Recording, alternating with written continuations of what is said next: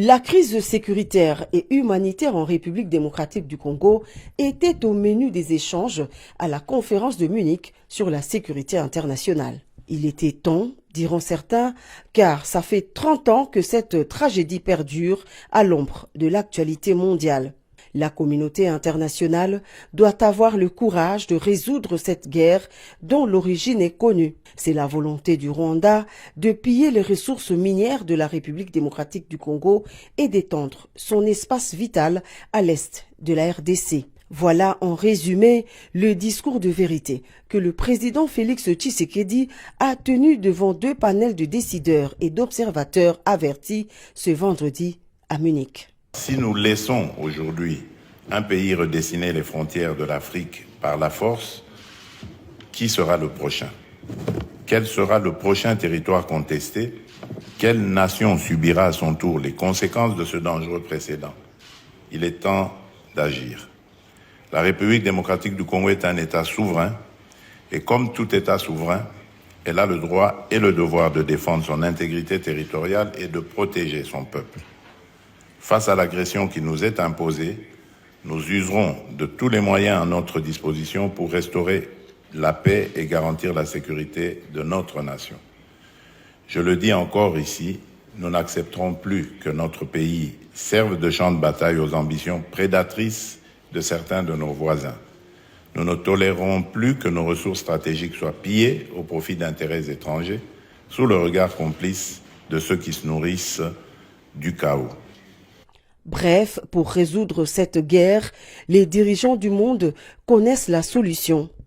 Seul leur manque la volonté politique de mettre en œuvre des sanctions ciblées contre le régime de Kigali. Ceux qui se taisent se mettent debout pour réagir. Parce que se taire, il risque d'être considéré comme être complice de la barbarie qui sévit actuellement en République démocratique du Congo. Donc je compte sur chacune et chacun d'entre vous ici qui a le moindre petit pouvoir, soit de passer un message ou soit de prendre une décision à son petit niveau, quel qu'il soit. Ce serait une contribution symbolique, une contribution qui apporterait peut-être des solutions au drame que vivent nos populations à l'est de la République démocratique du Congo.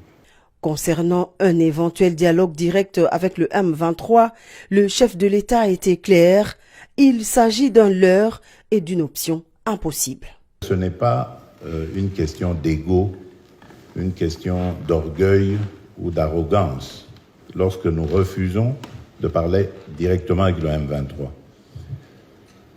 D'abord, la première raison, c'est parce que le M23 a massacré des populations et a bombardé des camps de déplacés où il y avait des femmes et des enfants.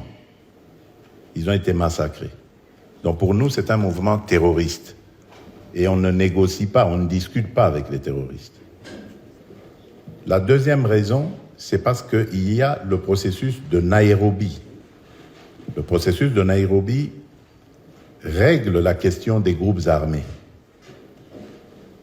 Et donc, le M23 étant un groupe armé, il est logé à la même enseigne que tous les autres groupes armés évoluant en République démocratique du Congo. Et il doit avoir le même traitement, donc il doit rentrer dans ce cadre. La troisième raison, c'est parce que le M23 est un mouvement, j'allais dire, qui est vide de contenu.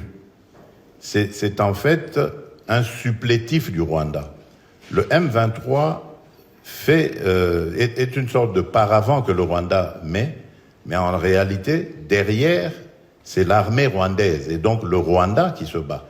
La preuve de ce que je dis, c'est que dans le processus de Luanda en Angola, nous avons discuté avec le Rwanda. Si le Rwanda n'avait rien à voir dans ce conflit, pourquoi est-ce qu'il répondait aux invitations du facilitateur pour discuter avec la République démocratique du Congo? Et enfin, c'était aussi l'occasion de démasquer la vraie nature de l'AFC, l'autre composante de la rébellion. Je n'ai absolument pas l'impression que l'opposition qui a pris les armes, qui a fomenté avec le Rwanda ce coup contre la République, est dans son bon droit. D'ailleurs, la preuve, c'est que les vrais commanditaires se cachent. Et le vrai commanditaire de cette opposition, c'est mon prédécesseur, c'est Joseph Kabila. Mais il ne l'avoue pas, il n'assume pas ses actions. Il y a donc deux composantes de la coalition qui attaquent la République démocratique du Congo. D'un côté, les terroristes du M23, une coquille vide et une marionnette du Rwanda. De l'autre, l'AFC, une création de Joseph Kabila. Voici les deux facettes du mal qui veut détruire la République démocratique du Congo. Mais ils ne réussiront pas leur œuvre macabre, car le peuple congolais ne se laissera pas faire. La défense de la patrie est un devoir sacré.